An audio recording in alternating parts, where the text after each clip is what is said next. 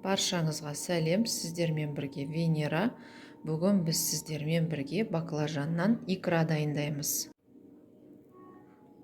Ол үшін бізге баклажан, помидор, болгарский, укроп, пияз, қант, тұз, қарабұрыш, сұйық май және сәбіз керек.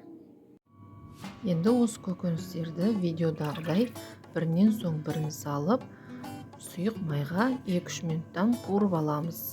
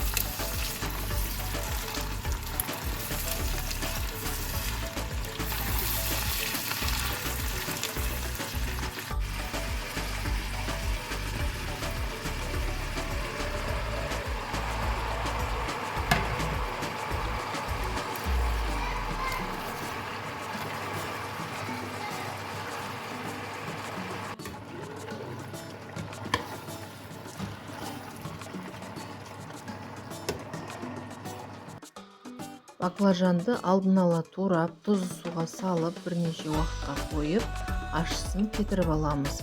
Содан кейін қуырар алдында судан сығып алып, көкөністерге араластырып қуырамыз.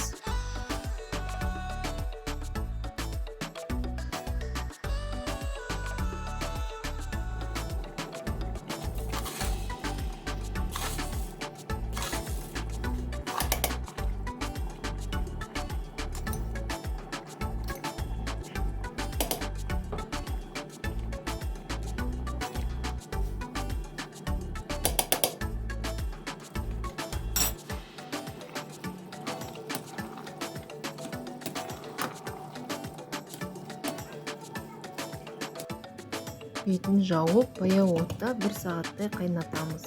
Арасында араластырып тұруды ұмытпаңыздар. Және пісуіне 5-10 минуттай уақыт қалғанда укропты турап саламыз.